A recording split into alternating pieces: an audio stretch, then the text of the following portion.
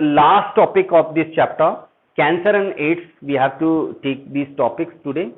हमें दो टॉपिक लेने हैं. First of all cancer is the disease of sales.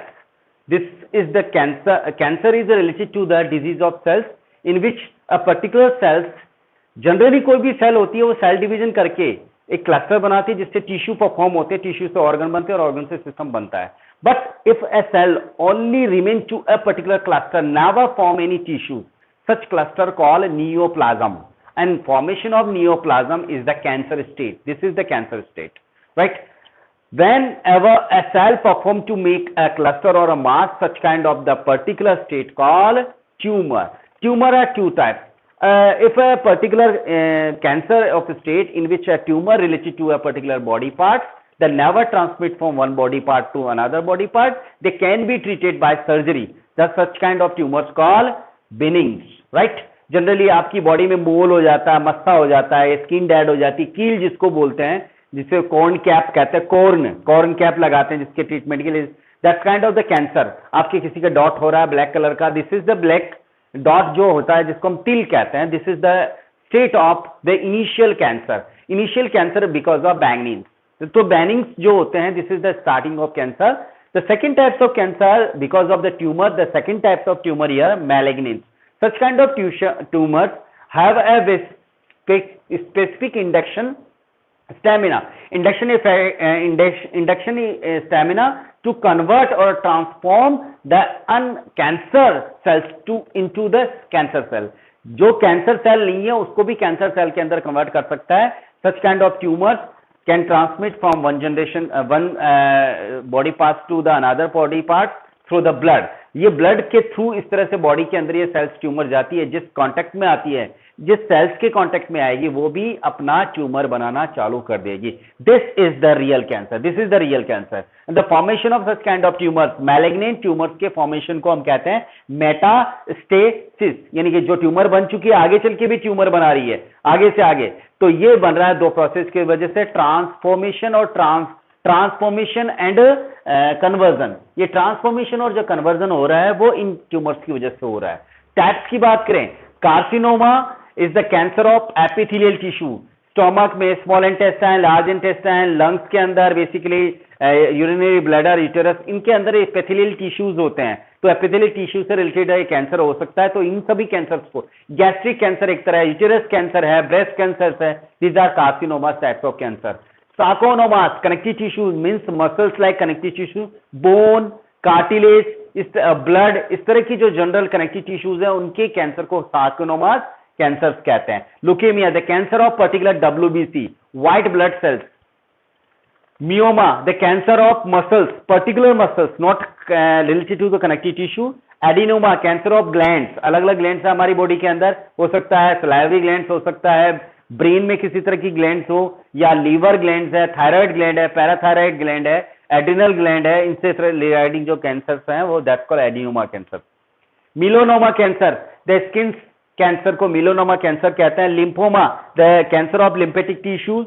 And glioma, the cancer of neuroglia, means nerve tissues. Neural tissues जो होते हैं वो दो कंपोनेंट से मिलकर बने होते हैं, नर्व सेल्स एंड न्यूरोग्लिया. तो न्यूरोग्लिया सेल्स का 1/5 पार्ट होता है नर्व सेल्स का, जो उसको प्रोटेक्शन प्रोवाइड करती है. तो cancer of such neuroglia part of the neuro system that called glioma. Cancer, general cancer की बात करें हम पर, तो जनरल कैंसर के क्या रीजन हो सकते हैं बॉडी के अंदर. सबसे पहले हम कैंसर्स को 4 हिस्सों में डिवाइड कर सकते हैं. फर्स्ट कैंसर का जो रीजन हो गया, कॉज हो गया, वो हो गया आपका केमिकल. सेकेंड हो गया फिजिकल, थर्ड हो गया बायोलॉजिकल, और फोर्थ हो गया बायोकेमिकल. फर्स्ट नंबर हम बात करें फिजिकल की. फिजिकल में आ जाते हैं सिगरेट, स्मोक और पॉल्यूशन, अल्कोहल और ड्रग्स. इनके यूज की वजह से बेसिकली केमिकल्स में ये सारी चीज आती हैं. फिजिकल की बात करूं तो फिजिकल में आ जाते हैं इलेक्ट्रोमैग्नेटिक वेव्स, इलेक्ट्रोमैग्नेटिक रेडिएशन का, ultraviolet radiation, alpha, beta, gamma, delta radiation, nuclear radiation. These are the reasons, maybe reasons of the cancer, right? Third number है biotic factor. Biotic factor is a oncovirus. Virus है जो body में enter होने के बाद हर cell के अंदर cancer generate कर सकता है. और fourth number that is biochemical reason means DNA और जीन से रिलेटेड हो गया, जीन्स पर्टिकुलर, क्रोमोजोम पर्टिकुलर, जो कैंसर के लिए रिलेटेड हो सकता है। इस तरह का कैंसर बॉडी में जेनेटिकल कैंसर भी हो सकता है। तो जेनेटिकल कैंसर बहुत ही 5 to 10% पोजिशन हो सकती है, सारे कैंसर जेनेटिकल कैंसर नहीं है।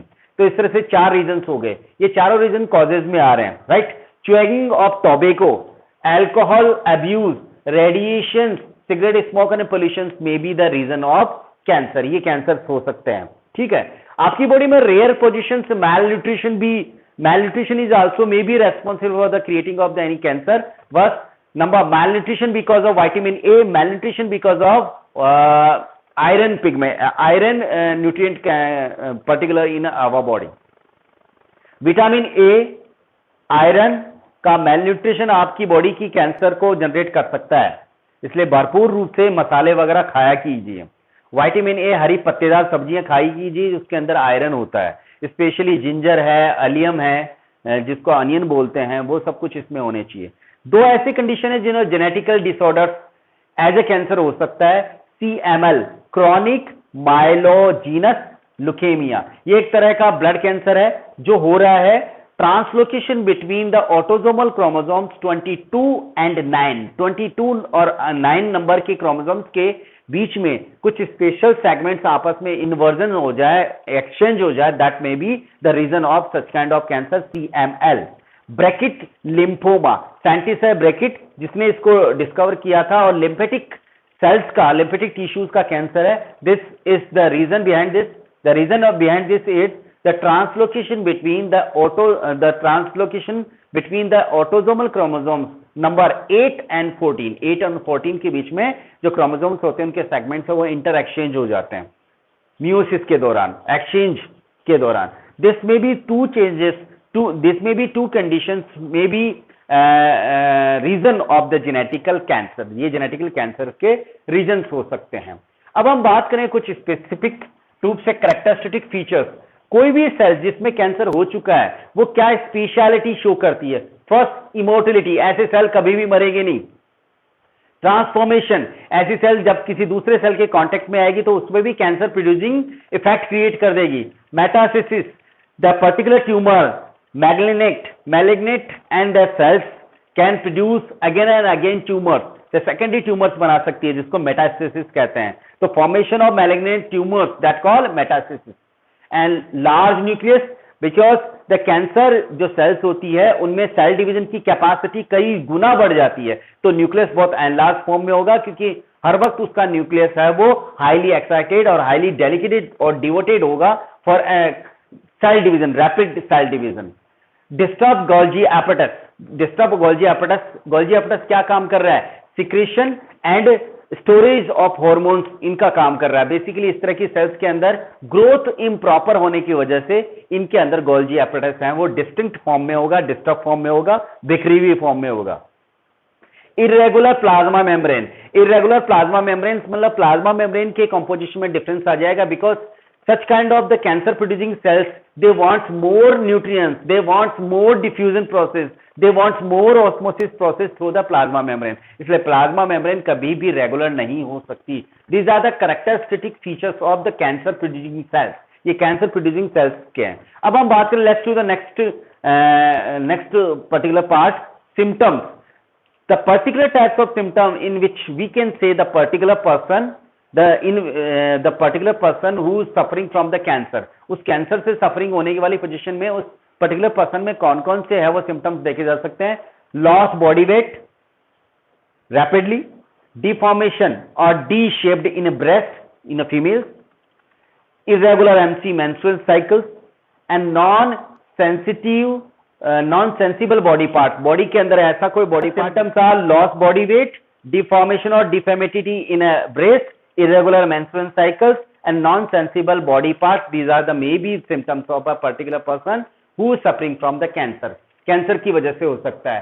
अब हम बात करें पर्टिकुलर कॉमन, इंडिया में सबसे कॉमन टाइप का कैंसर मेल और फीमेल रिगार्डिंग ह्यूमन बींग्स की बात करें तो फर्स्ट नंबर पे आता है लंग कैंसर और सेकंड नंबर पे आता है skin cancer. But females regarding if we are taking the cancer varieties, in the first number that called breast cancer and second is the uterus cancer. India में breast cancer females में होने वाला सबसे बड़ा एक कैंसर है और second number पे आता है uterus. But all over male और फीमेल्स की बात करें तो लंग कैंसर और स्किन कैंसर फर्स्ट और सेकंड पोजीशन पे आते हैं, राइट। अब हम बात करें diagnosis, to find out the cancer producing cells to diagnose the particular cancer. Cancer को मालूम करना, कैंसर को फाइंड आउट करना, this is process called diagnosis. Diagnosis होता है बायोप्सी। बायोप्सी से one of type of x ray और MRI of a particular organ, किसी भी एमआरआई ऑर्गन की होती है तो उसको हम बोलते हैं बायोप्सी। कैसे? इसके अंदर एक इन्फ्लोरोसेंस केमिकल उस पर्टिकुलर बॉडी ह्यूमन पर्सन को पिला दिया जाता है, तो उस पर्टिकुलर सेल्स वो ज्यादा कंज्यूम करेगी उस इन्फ्लोरोसेंस पार्ट को, उस केमिकल को, तो वहां पर उसका एक फिल्म निकाला जाता है। उस फिल्म में यदि किसी पर्टिकुलर बॉडी पार्ट के अंदर वो यदि इन्फ्लोरोसेंस केमिकल ज्यादा एब्जॉर्ब किया गया है तो वो पता चल जाएगा कि कौन से बॉडी पार्ट के अंदर कैंसर है। Second number x-ray inflorescence. X-ray भी एक तरीका है और examination of the body fluid. आपकी बॉडी फ्लूइड के अंदर बेसिकली बॉडी फ्लूइड क्या हो सकता है? लिम्फ हो सकता है, ब्लड हो सकता है, आपकी बॉडी के अंदर किसी भी तरह का टिश्यू फ्लूइड हो सकता है, उसको डायग्नोस करके भी कैंसर का पता करा जा सकता है। Is anybody have any kind of answer question please? किसी का कोई क्वेश्चन है प्लीज? Now come to the next part, treatment of cancer. Cancer के लिए ट्रीटमेंट करने के लिए कुछ मेडिसिन दी गई हैं।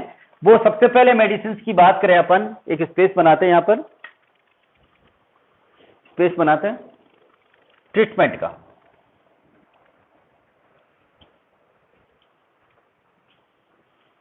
ट्रीटमेंट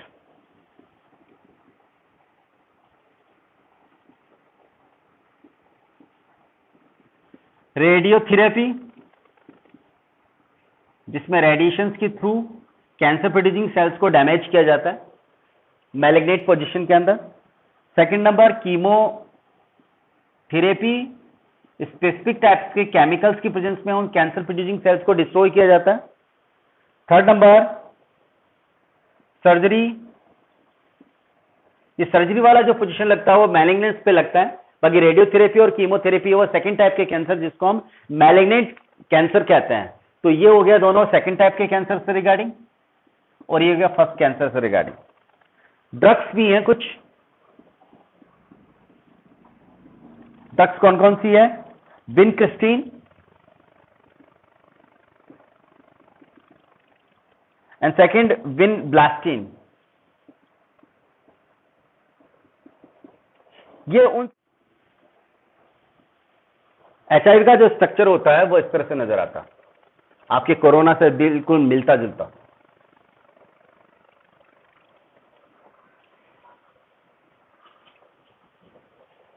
ये ट्रिपल लेयर्ड कैप्सिड है,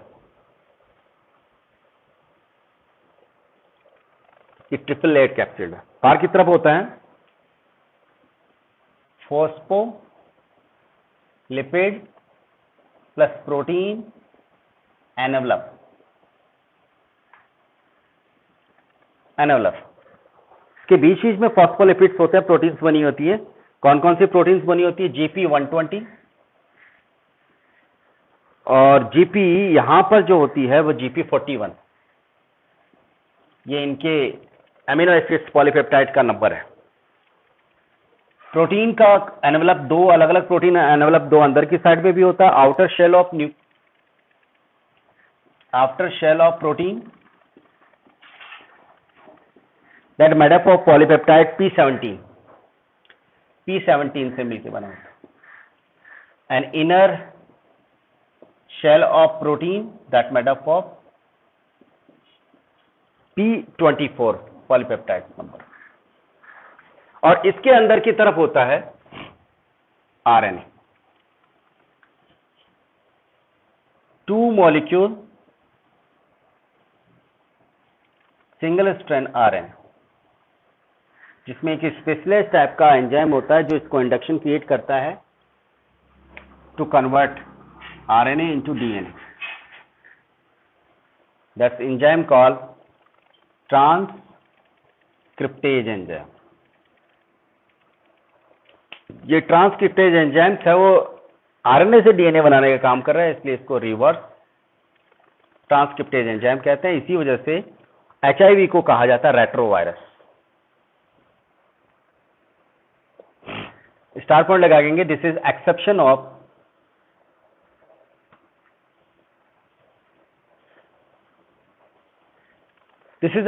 of central dogma.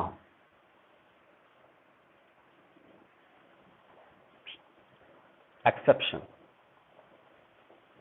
Of central dogma. Central dogma क्या कहता है? डीएनए से आरएनए बनना, जबकि यहां उल्टा हो रहा है, आरएनए से डीएनए बनना।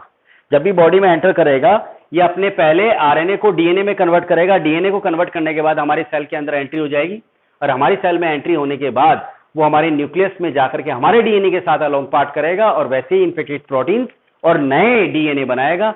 हर डीएनए अपना अपना प्रोटीन लेकर के नए वायरस यूज कर देता है, जिसको कहते हैं वायरियॉन्स। तो ये वायरियॉन्स स्ट्रक्चर यहां पर हो गया, ठीक है। इसके प्रोसीजर की बात करें अपन इन्फेक्शन की,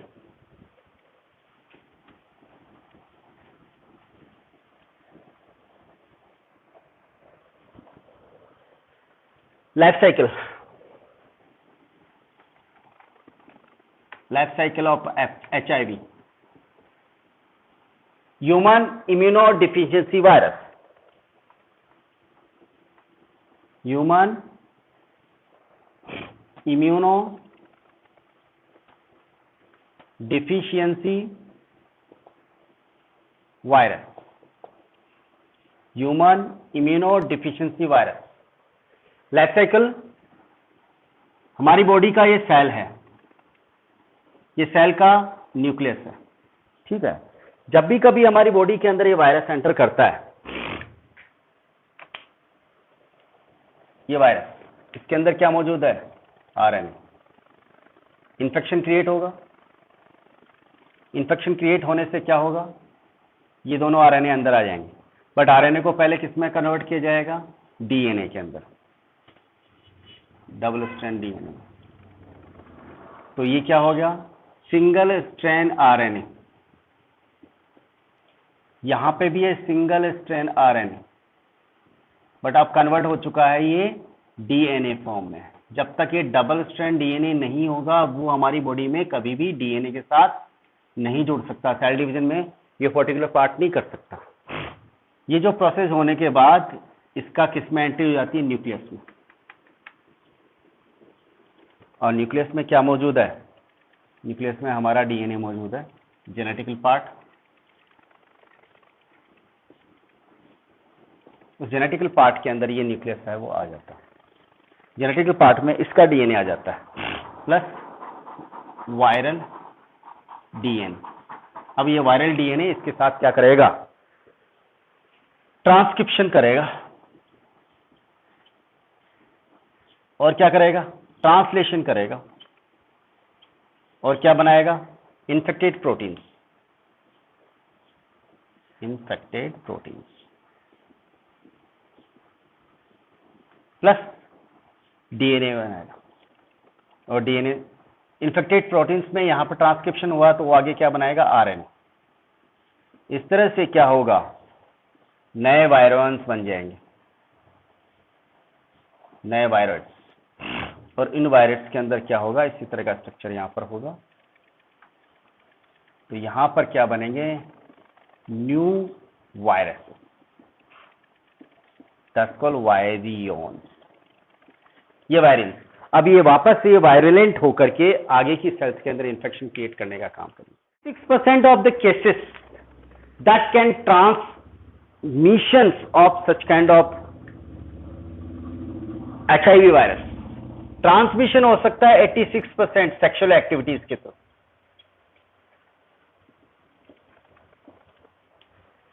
2% हो सकता है ब्लड के ट्रांसमिशन के थ्रू। रेस्ट जो बचा हुआ है उसके अंदर आ गया आपके, रेस्ट वो आ गया आपका मैटरनल, प्लासेंटा, ड्रग्स, सिरिंज, ये रीजन्स हो सकते हैं इनके फैलने के। कभी भी हाथ मिलाने से, सेम रेजर यूज करने से ये कभी नहीं फैलते।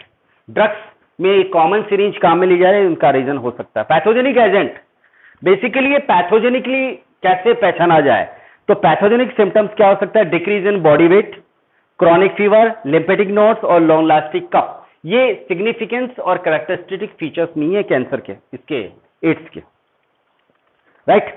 सो virus have a tendency, virus और HIV virus have a specific tendency to destroy the T lymphocyte in our body. T lymphocyte को डिस्ट्रॉय कर देता है, स्पेशली T हेल्पर सेल्स को। जब T हेल्पर सेल्स को डिस्ट्रॉय कर देगा तो हमारी बॉडी को न तो रिकॉग्नाइजेशन हो पाएगा एंटीजेंस का, जर्म्स का, और नहीं हमारी बॉडी का सेकेंडरी इम्यूनिटी क्रिएट हो पाएगा। That may be reason of the disaster in our body in immunity system. तो इम्यूनिटी सिस्टम डिस्ट्रॉय हो जाएगा। Diagnosis to find out the HIV को कैसे पहचाना जाए, डायग्नोसिस करने के लिए एक टेस्ट किया जाता है, ELISA test, ELIZA, ELISA, enzyme linked immuno, ELIZA, enzyme linked immuno sorbent assay. तो enzyme linked immuno sorbent assay, ये हम बायोटेक्नोलॉजी वाले चैप्टर्स में 11 नंबर और 12 नंबर चैप्टर में पहुंचेंगे। एंटीजन और एंटीबॉडीज के बीच में होने वाला एक्सचेंज आपकी बॉडी में डायग्नोसिस क्रिएट करने में हेल्प कर रहा है। वेस्टर्न ब्लॉटिंग टेक्निक्स, ये भी डीएनए का स्पेसिफिक टाइप का बायोकेमिकल प्रोसेस है जो 11th और 12th नंबर चैप्टर में पहुंचेंगे। ट्रीटमेंट करने के लिए कुछ ड्रग्स दी जाती हैं जो रिलेटिवली इस वाले सेक्शन में इस एंजाइम को कुछ हद तक कंट्रोल करने का काम करेगी। दैट्स कॉल्ड एजिडोथाइमिडीन, एक एंसिडिसेंस है जो बेसिकली स्पेशली देखा जाए तो ये न्यूक्लियोटाइड एनालिसिस में आरएनए को डीएनए में कन्वर्ट होने में थोड़ा सा स्टॉपिंग क्रिएट करता है। डीडीसी, डाइडिडोऑक्सीडोसाइटिडीन, स्टाविडीन, ये भी ऐसी है जो इस एंजाइम को इनएक्टिव करने का काम करेगी, क्योंकि ये एंजाइम सब ट्रांसक्रिप्शन करने का काम कर रहा है, आरएनए को डीएनए में कन्वर्ट करने का काम कर रहा है। Protease barrier drugs, protease barrier drugs हमारी बॉडी में आने के बाद प्रोटीन सिंथेसिस जो वायरस की वजह से बहुत तेज हो चुका है उसको कंट्रोल करने का काम